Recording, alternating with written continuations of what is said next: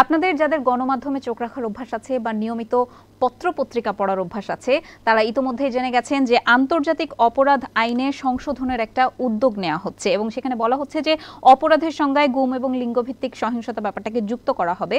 কিন্তু জনগণের কাছে এই সংশোধনের খসড়ার সবচেয়ে ইন্টারেস্টিং যে অংশটা সেটা হচ্ছে যে এই আইনের অধীনে কোনো রাজনৈতিক দল যদি কোনো অপরাধ করে তাহলে তাকে 10 বছরের জন্য নিষিদ্ধ ঘোষণা করা হবে। এই বিষয়টারই আমরা আজকে একটু পোস্টমর্টেম করব যে বাংলাদেশে রাজনৈতিক দল এর আগে কখনো নিষিদ্ধ ঘোষণা করা হয়েছে কিনা, করা হয়ে থাকলে সেটার প্রভাব দেশে এবং দেশের রাজনীতিতে কতটুকু পড়েছে। আমাদের স্টুডিওতে আমরা আমন্ত্রণ জানিয়েছি দ্য বিজনেস স্ট্যান্ডার্ডের head of digital Zahid Nawaz খানকে। স্বাগতম আপনাকে। ধন্যবাদ। দর্শক, আমাদের সাথে আরও একজন যুক্ত আছেন, তিনি নরওয়ের অসলো বিশ্ববিদ্যালয়ের পোস্ট ডক্টরাল গবেষক ডক্টর মোবাশ্বের হাসান। মোবাশ্বের ভাই, আপনাকেও স্বাগতম। ধন্যবাদ। চলুন দর্শক, আমরা সরাসরি এবারে প্রশ্নোত্তর পর্বে চলে যাই। আমার প্রথম প্রশ্নটা আমি একটু জাহিদ ভাইয়ের কাছে রাখতে চাই যে এই ধরনের একটা উদ্যোগ নেওয়া হলো, এর আগেও কয়েক দফা সংশোধন হয়েছে এই আইন, এইবার সংশোধনীটাকে আপনি কিভাবে দেখছেন এই উদ্যোগটাকে? ধন্যবাদ। প্রথম বিষয় হচ্ছে যে এই আইনটা 1973 সালের আইন এবং এই আইনটা 2009 সালে আওয়ামী লীগ ক্ষমতায় আসার পরে প্রথম সংশোধনী হয়েছে। এরপরও আরো 2012 সালেও একবার হয়েছে। বেসিক্যালি শেষ সংশোধনীটা একটা হচ্ছে যে আপিল করা যাবে, যেটা আগের আইনে রায় হওয়ার পরে আপিল বিভাগে আপিল করার সুযোগ ছিল না, সেটা একটা সংশোধনী হয়েছে। আরেকটা সংশোধনী হয়েছে যে মানবতা বিরোধী অপরাধে কোনো দল যদি যুক্ত থাকে তাহলে সেই দলকেও বিচার করা যাবে। তবে সেই দলের বিচার করা হলে বিচারের শাস্তিটা কি হবে সেটা কিন্তু সেই আইনে সেখানে বলা নেই। সো এখন আমরা দেখতে পাচ্ছি যে নতুন প্রেক্ষাপটে আগের যে আইনটা ছিল, বেসিক্যালি আইনটা ছিল 1971 সালের আমাদের মুক্তিযুদ্ধে যে মানবতা বিরোধী অপরাধ হয়েছে, আমরা তো পাকিস্তানিদের বিচারটা করতে পারিনি। তো সেক্ষেত্রে এখানকার স্থানীয় যারা পাকিস্তানিদের গণহত্যা, হত্যা, অগ্নিসংযোগ, লুটপাট, বেসিক্যালি 4টা অপরাধের সঙ্গে যুক্ত ছিল তাদের বিচারের জন্য। তো সেই বিচারটাও সময় মতো হয়নি। সেই বিচারটা হয়েছে 2009 সালে আওয়ামী লীগ ক্ষমতা আসার পরে। এখন ঘটনার পরম্পরাতে এবার যখন আবার এই আইনটাকে রেকটিফাই করে বা সংশোধন করে যে বিচারের যে উদ্যোগ, এটা বেসিক্যালি ওখানে আইনের মধ্যে বলা থাকবে না যে কাকে লক্ষ্য করে। আইনে তো অবশ্যই কোনো অপরাধ সংগঠিত হলে তার বিচার করার কথা। সেক্ষেত্রে ইট ইজ ওয়েল আন্ডারস্টুড যে এই আইনটা সংশোধন করা হচ্ছে এবং সেটা হচ্ছে যে গত জুলাই আগস্ট মাসে বাংলাদেশে যে গণহারে হত্যা হয়েছে মূলত তার বিচারের জন্য। তো সেক্ষেত্রে এখানে যেটা আপনি শুরুতে বলছিলেন যে সত্য যে অন্যান্য বিষয় আসলে যোগ করা হবে, তার মধ্যে এমনকি যেসব লৈঙ্গিক অপরাধ সেগুলো যোগ করা হবে, মানবাধিকার সংক্রান্ত যেসব অপরাধগুলো আছে। এবং আরেকটা বিষয় খুব ইম্পর্টেন্ট, সেটা হচ্ছে যে গুমের এই যারা আমরা দেখেছি প্রায় 600 মানুষ গুম হয়েছে আওয়ামী লীগ আমলে গত 15 ইয়ার্সে। সো সেটাকেও এর মধ্যে নিয়ে আসা। আর তার সাথে এখন একটা বড় আলোচনার বিষয় হচ্ছে যে কোনো দল যদি এর সঙ্গে যুক্ত থাকে তাহলে সেই দলের বিচারটাকে করে তাকে 10 বছরের, কোনো দলকে তো আর আপনি কারাগারে পাঠাতে পারবেন না, বাট আবার দলকে মৃত্যুদণ্ড আপনি দিতে পারছেন না। তো সেক্ষেত্রে এরকম একটা উদ্যোগ নেওয়া হয়েছে যে 10 বছর পর্যন্ত সেই দলটি নিষিদ্ধ থাকবে। এখন এটা নিয়ে অবশ্যই এটা ডিসপিউটের বিষয় যে আপনি যদি 10 বছর পর্যন্ত যে দলকে আপনি নিষিদ্ধ করবেন তাহলে এর মানে হচ্ছে যে এই দলের যে লোকজন আছে যে তারা হচ্ছে যে তাহলে 10 বছর পর্যন্ত কার্যক্রম চালাতে পারবে না বা অন্য জায়গাতে হয়তো কার্যক্রম চালাবে। আপনি দেখেন যে গত 15 বছরে বাংলাদেশে জামাত ইসলামী, ইসলামী ছাত্র শিবির প্রকাশ্যে নিষিদ্ধ ছিল না আনটিল 1st of August। হ্যাঁ, তো বাট তারা কি করেছে, তারা এখন আমরা দেখতে পাচ্ছি এক একদিন আমাদের ঘুম ভাঙছে এবং নতুন করে কিছু ছাত্রলীগের অমুক। এর মানে হচ্ছে যে ফাইন, যে যেটা হয় যে যদি আপনি দলকে নিষিদ্ধ করেন আসলে সেই দলের ব্যক্তিগুলোর কার্যক্রম তো আপনি নিষিদ্ধ করতে পারছেন না।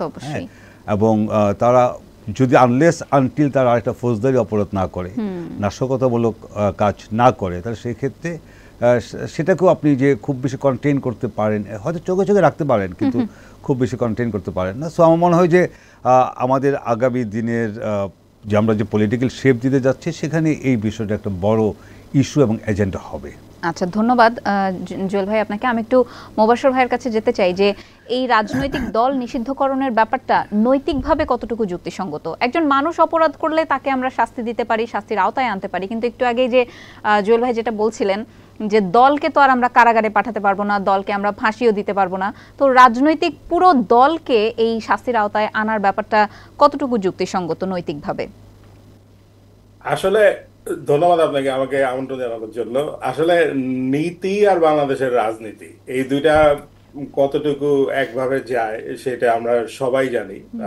তো আর নীতিটাকে আপনারা কিভাবে ডিফাইন করবেন সেটা আরেক আলোচনার বিষয়। তবে এইটা যে একটা জুয়েল ভাই যেটা বললেন যে এটা একটা রাজনৈতিক সিদ্ধান্ত, এবং উনি যেই বিষয়টা হিন্ট দিলেন যে রাজনৈতিক দল নিষিদ্ধ করলেই যে রাজনীতি থেমে থাকে সেই সব দলের, সেইটা তো আমাদের চোখের সামনেই অনেক উদাহরণ আছে যে এটা থেমে থাকে না, যেটা জুয়েল ভাই আপনার বললেন যে আমাদের বিষয়। আমার এইখানে আরো একটা প্রশ্ন, যে এক নাম্বার হচ্ছে যে আমি প্রথমে জানিয়ে রাখি যে আমি এই যে আন্তর্জাতিক বিচার ট্রাইব্যুনাল যে বিচারটা করছেন এই বিচারটার প্রতি আমার পূর্ণ সমর্থন আছে। এক নাম্বার যে এই জুলাই আগস্টে যে গণহত্যা সংগঠিত হয়েছে, এই হত্যার বিচার না হলে আমরা ফিউচারের যে লিগেসি বাংলাদেশের এটা আমরা ডিফাইন করতে পারবো না। কিন্তু এই বিচারটার ওই আগের বারের যে বিচারটা হয়েছে জামাতের, সেই বিচারের অনেক সমালোচনা আছে আন্তর্জাতিকভাবে। সো সিমিলারলি এই ট্রাইব্যুনালও এই স্ক্রুটিনিতে পড়বেন। তো ওই বিষয়গুলো ব্যাপারে তাদের সাবধান থাকতে হবে, এবং যদি তারা সাবধান না থাকেন তাহলে তারাও এই বিচারটার আপনার কোয়ালিটেটিভ যেই দুর্বলতাগুলো হতে পারে ওগুলাতে আন্তর্জাতিক সমালোচনার মুখে পড়বেন। আমার আরেকটা প্রশ্ন হচ্ছে এই জায়গায় যে অবশ্যই আওয়ামী লীগ দল হিসাবে আপনার এই ছাত্র এবং জনগণের বিরুদ্ধে দাঁড়িয়েছিল, কিন্তু একই সাথে তো অন্যান্য রাষ্ট্রীয় সংস্থাও দাঁড়িয়েছিল, তাই না? আপনার পুলিশ দাঁড়িয়েছিল, গোয়েন্দা সংস্থা দাঁড়িয়েছিল, এবং এই যে ছাত্র যে সমন্বয়কগুলো এদেরকে যে ধরে ধরে নিয়ে যে গুম করা, তারপরে গুলি তো বেশিরভাগই চলেছে রাষ্ট্রীয় বাহিনী। তাহলে এই এদেরকেও কি ব্যান করতে হবে? মানে এই লজিকটা যদি থাকে যে একটা রাজনৈতিক ফ্রেমওয়ার্কের মধ্যে আপনার এই গণ অপরাধ যেটা মানে জনগণের বিরুদ্ধে যে অপরাধ সেটি টেক প্লেস করেছে, তাহলে এই ফ্রেমওয়ার্কের মধ্যে তাহলে রাষ্ট্রীয় প্রতিষ্ঠানগুলোকে তো বাদ দেওয়া যাবে না। তাহলে আপনি কি এই ব্যাপারে তো কেউ কোনো কথা বলছে না। তো আমার কাছে বাংলাদেশের ইতিহাস যদি আপনি পর্যালোচনা করেন, জামাতকে কিন্তু মুক্তিযুদ্ধের আগে পাকিস্তানি সরকার একবার ব্যান করছিল, এবং ওই ব্যানের বিরুদ্ধে কিন্তু এই যে ইনু সাহেবরা সহ সবাই কিন্তু একটা জয়েন্ট স্টেটমেন্টও দিয়েছিল। মানে ব্যানের থেকে সবচেয়ে বড় বিষয় হচ্ছে বিচার করা, যারা গণহত্যায় জড়িত তাদের যথাযথ প্রক্রিয়া বিচার হচ্ছে কিনা সেটা হচ্ছে সবচেয়ে বড় ইম্পর্টেন্ট বিষয়। কারণ 10 বছর যদি ব্যান করেন, 10 বছর যদি তারা ক্ষমতায় থাকতে না পারেন তখন কি হবে? মানে এই জিনিসগুলা যতটা না বেশি আপনার ফোকাস করা হচ্ছে পলিটিক্সের, মানে এটা তো একটা পলিটিক্যাল ডিসিশন, এবং এই ট্রাইব্যুনালটাকে আপনার অরাজনৈতিক ভাবার কোনো কারণই নাই। এটা শেখ হাসিনার আমলেও এটা রাজনৈতিক একটা হাতিয়ার হিসেবে ব্যবহৃত হয়েছে। আমাদের যেটা সাবধান থাকতে হবে যে এই সময় যাতে এটা রাজনৈতিক হাতিয়ার হিসেবে ব্যবহার না হয়। এই সিদ্ধান্তটাকে আমি মনে করি যে এটা সময় বলে দিবে এটা কতটুকু সুদূর প্রসারী সিদ্ধান্ত হয়েছে। এক্ষেত্রে আমি একটু যোগ করি যে কালকের যে ওয়ার্কশপে এই বিষয়টি নিয়ে আলোচনা হয়েছে, সেখানে আইন উপদেষ্টা আসিফ নজরুল বলেছেন যে বিচারটা যেটা মোবাশ্বের বলছিলেন যে আগের বিচার নিয়ে আন্তর্জাতিকভাবে প্রশ্ন ছিল, এবং আমার ধারণা যখন এই বিচারটা শুরু হবে এটা আন্তর্জাতিক চোখ আরও অনেক বেশি এবং অনেক ডেপথে এখানে চোখটা রাখবে যে এই বিচারটা যে ঠিক মতো হচ্ছে কিনা।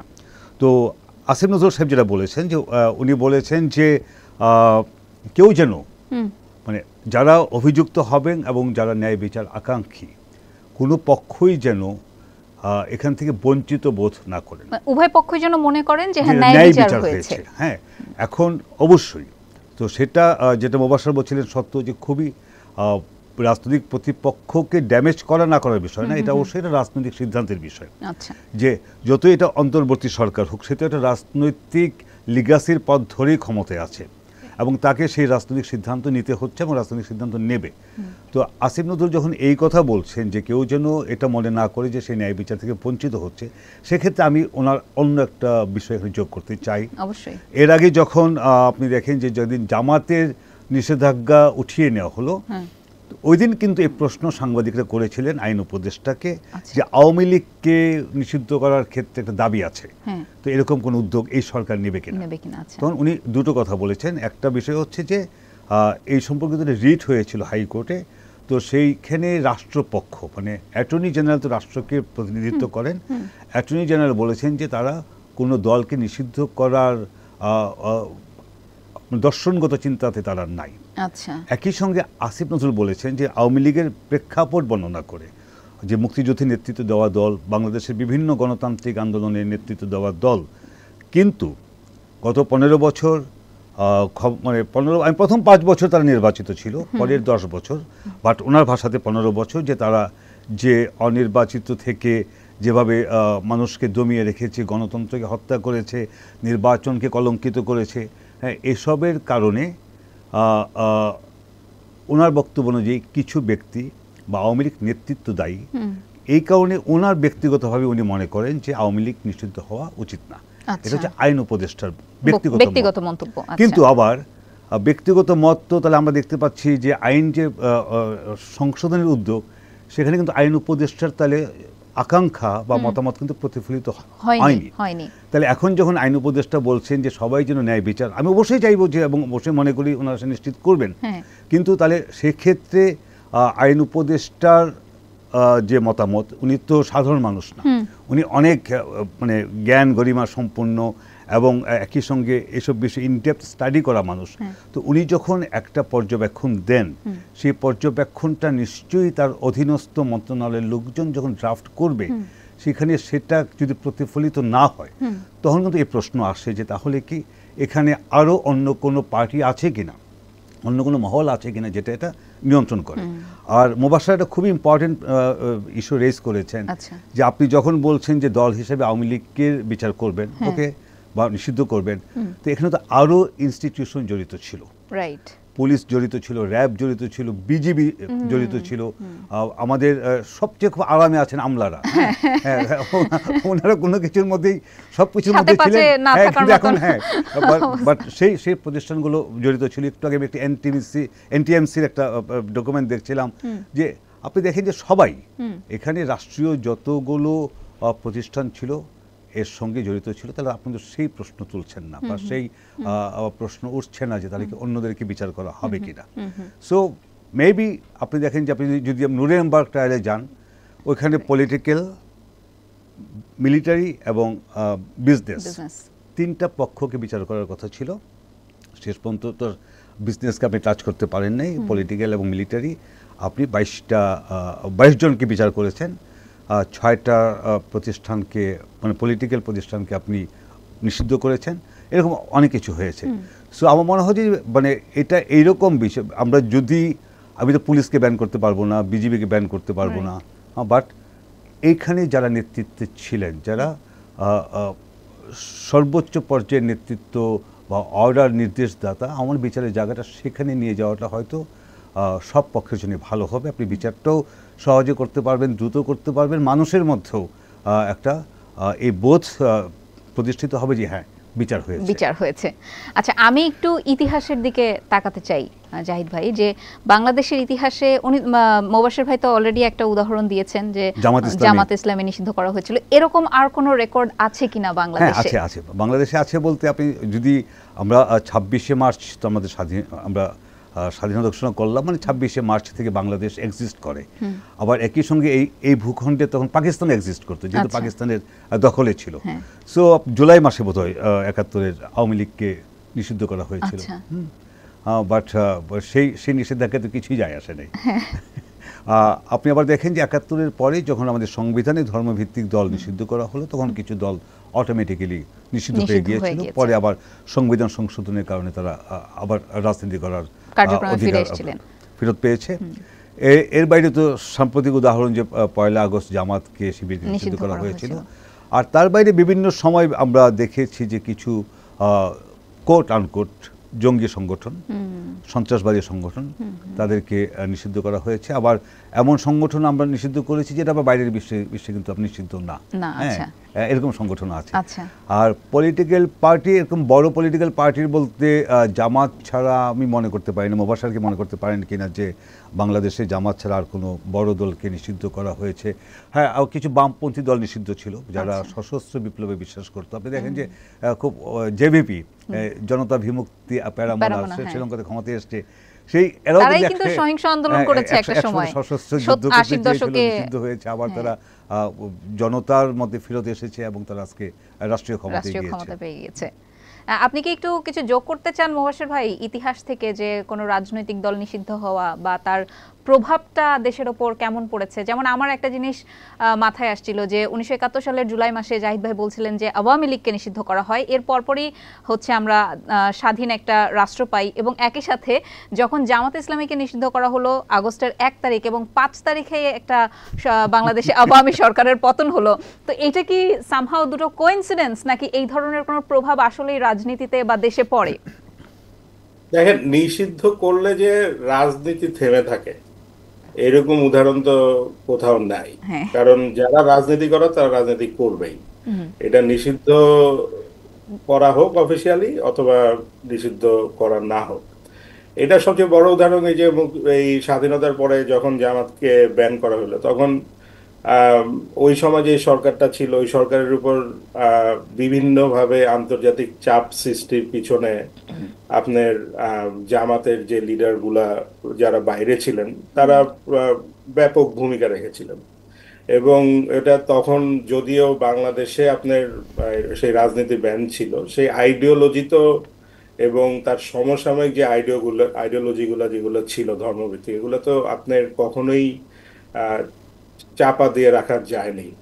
আমি মনে করি যে যারা ব্যানের কথা চিন্তা করতেছেন অফিসিয়াল রিজন কি এবং তাদের ফিউচার প্ল্যান কি এবং এই ডিসিশনের পিছনে পলিটিক্যাল রিজনিং তারাই ভালো বলতে পারবেন। বাট আপনি যদি রাষ্ট্রবিজ্ঞানের দিক থেকে আমাকে অ্যানালাইসিস করতে বলেন, আমি যেটা মনে করি যে সহাবস্থান, মানে অবশ্যই আপনি অপরাধী, আপনি যদি ব্যান করেন আওয়ামী লীগকে, আমি কিন্তু আবারও বলতেছি আমি আওয়ামী লীগের পক্ষে বলছি না, কারণ এখন এই আপনাদের অডিয়েন্স এবং দর্শক সবাই মনে করবে যে তাহলে কি বলতেছে। আমি আবারও বলতেছি আমি তাদের পক্ষে বলছি না, কিন্তু ব্যান করলে যেটা হয় যে দেখা যাবে যে যাদের মধ্যে যারা অনেকে গণহত্যার সাথে জড়িত ছিল তারা পুনর্বাসিত হয়ে গেছে অন্যান্য দলের মধ্যে, এবং সম্ভাবনা দেখা দিবে যে আপনার রাষ্ট্রীয় বিভিন্ন জায়গাতেও তারা কাজ করছে। এবং জুয়েল ভাই খুবই ইম্পর্টেন্ট একটা কথা বলছে যে আমলাদের কি হবে, মানে এই যেই পুলিশ যে গুলি করলো এবং এই যে ডিসিশন গুলো, এখানে কোনো না কোনো আমলার তো সাইন আছে, এটা তো অফিসিয়াল প্রসেসে জিনিসটা গেছে।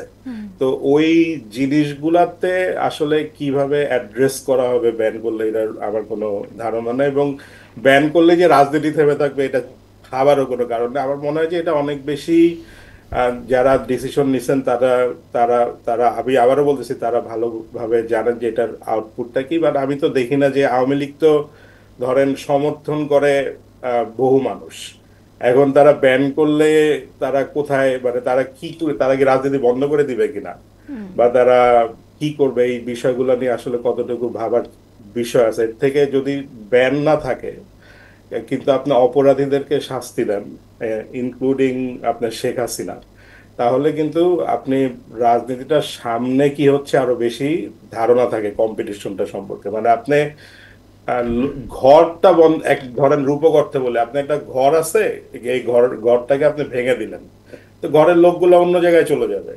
তো এইটার আসলে পলিটিক্যাল ইম্প্যাক্ট কতটুকু এটা তো আমি মানে বুঝে এখনো ঠিক আমি ক্লিয়ার না। যারা ডিসিশন নিছেন তারা হয়তো বা জেনে বুঝে নিছেন, বাট এটাও বলতে হবে যে মানে পাবলিকের একটা মানে একটা আকাঙ্ক্ষা আছে যে শাস্তি হোক, কিন্তু শাস্তির বিষয়টাকে আগে থেকে আমরা যাতে রাজনীতিকরণ করে না ফেলি, এটা হচ্ছে সবচেয়ে বড় বিষয়। আর জুয়েল ভাই একটা গুরুত্বপূর্ণ কথা বলছেন যে এইবার বিচারে সবচেয়ে বেশি আন্তর্জাতিক অ্যাটেনশন থাকবে।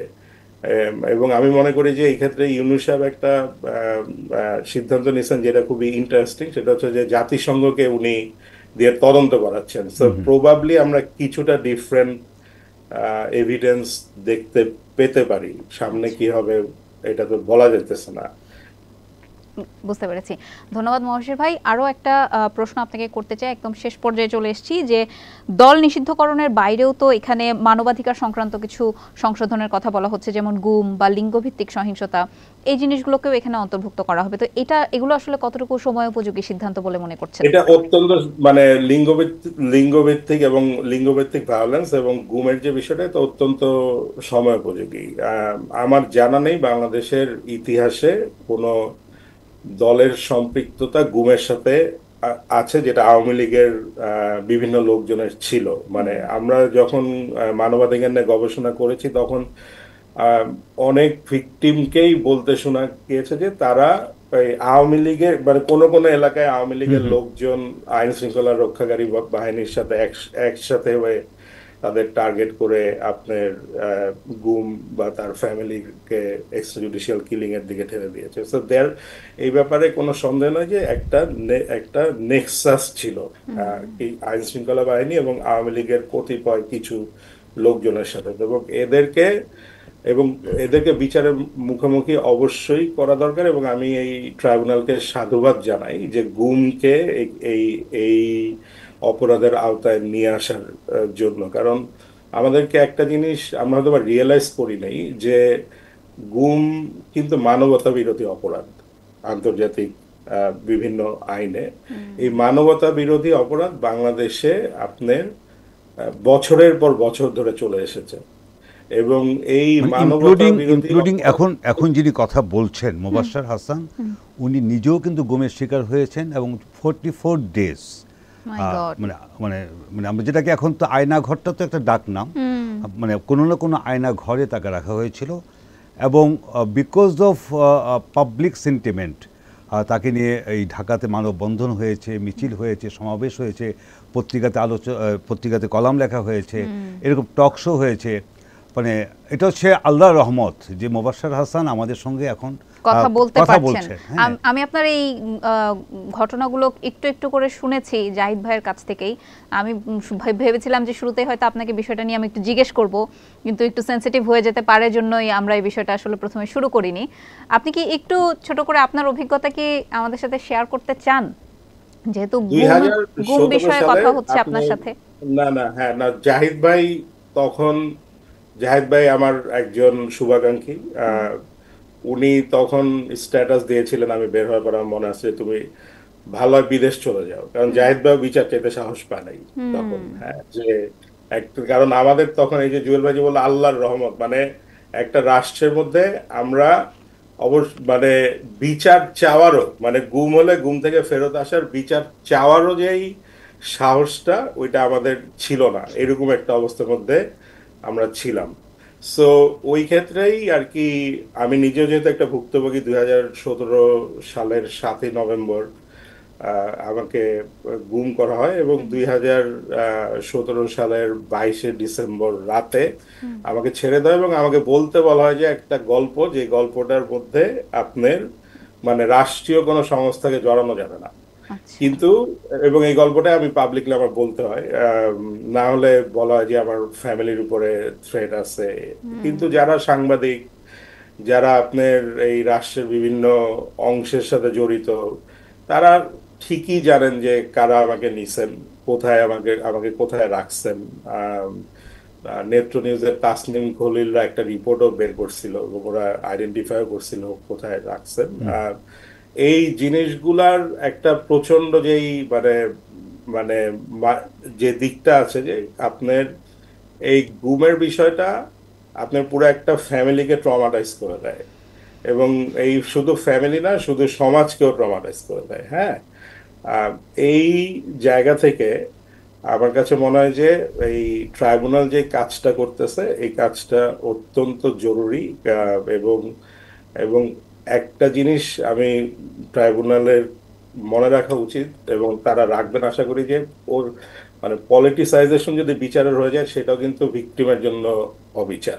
এই জিনিসটা আমরা আপনার 2013 সালের শেখ হাসিনা ট্রাইব্যুনালের ক্ষেত্রে বলতে পারি নাই, কিন্তু আমাদের এই জিনিসটা মাথায় রাখতে হবে যে বিচারের রাজনীতিকীকরণের কারণে যদি অবিচার হয়ে যায় সেটা আপনার ভিকটিমের প্রতি অবিচার। তো আমরা আশা করি এই দিকটা অবিচারটা হবে না। এবং আমি ট্রাইব্যুনালকে, হ্যাঁ জুয়েল ভাই কিছু বললেন। না না, আমি বলছিলাম যে আমরা আশা করি যে এই অবিচারটা হবে না। হ্যাঁ, হ্যাঁ এবং এবং অবিচার যে হবে না সেটার ক্ষেত্রে আমার মনে হচ্ছে আর কিছু জায়গা, যে মানে আমি এটা আমার বক্তব্য না, পাবলিকের পারসেপশন, বিচার যে হবে এটা তারা একটা আশ্বস্ত হতে চায় গ্রেপ্তার দেখে। হ্যাঁ, আপনি এখন যদি বিচার হয়, বিচারে যদি আপনি 20,000 লোককেও অভিযুক্ত করতে চান, তো যিনি 19,118তম হবেন তাকে আপনি গ্রেপ্তার করছেন। হ্যাঁ, তাকে আমরা গ্রেপ্তার করছেন, আমরা দেখতে পাচ্ছি। কিন্তু 1, 2, 3, 4, 5, 6, 7, 8, হ্যাঁ, আমরা এরকম যদি প্রথম থেকে আসি, মানুষের মধ্যে কিন্তু এটা প্রচণ্ড রকম একটা আমি ক্ষোভ বলবো বা বিক্ষোভ বলি, দুঃখ বলি, যন্ত্রণা বলি, অথবা তাদের একটা অস্বস্তি বলি। মানুষ কিন্তু তারা যাদেরকে বিচারে কাট করে দেখতে চায় তাদেরকে তারা গ্রেপ্তার দেখতে পারছে না। এবং এই লোকগুলো কিন্তু গত 1-1.5 মাসে এখান থেকে নাই হয়ে গেছে। তো সেটা তারা কিভাবে নাই হয়ে গেল, তাই না? যেটা মোবাশ্বের প্রশ্ন তুলছিলেন, যে এর মধ্যে আওয়ামী লীগের নেতারা নাই হয়ে গেলেন, রাষ্ট্রীয় যে অন্য সংস্থাগুলো ছিল, প্রতিষ্ঠানগুলো ছিল, নিশ্চয়ই এই তাদের নাই হয়ে যাওয়ার ক্ষেত্রে তাদের একটা ইনভলভমেন্ট আছে। অসংখ্য ধন্যবাদ জাহিদ ভাই আপনাকে। মোবাশ্বের ভাই আপনাকে অসংখ্য ধন্যবাদ, আপনার অভিজ্ঞতাটা আমাদের সাথে শেয়ার করেছেন। দর্শক যারা এটা শুনছেন তারা আশা করি বুঝতে পারছেন যে এই গুম ব্যাপারটা কতটা ভীতিকর একজন ব্যক্তির জন্য এবং একই সাথে তার পরিবারের জন্য। আমাদের সাথে থাকার জন্য আপনাদেরকে অসংখ্য ধন্যবাদ। আশা করি আমরা সবাই গণতান্ত্রিক দেশের রাষ্ট্র, যেই নিয়ম বা যেই নীতি, যেই আইন হবে সেটা আপনাদের সবার মতামতের ভিত্তিতেই হবে, এবং সবাইকে অনুরোধ থাকবে যে বিচক্ষণতার ভিত্তিতে আপনার আসলে সমর্থন, এবং কারো বিপক্ষে গেলে সেটা বিচক্ষণতার ভিত্তিতে আসলে আমাদেরকে যাওয়া উচিত। সবাইকে ধন্যবাদ জানাচ্ছি এতক্ষণ আমাদের সাথে থাকার জন্য। সবাই ভালো থাকবেন, সুস্থ থাকবেন।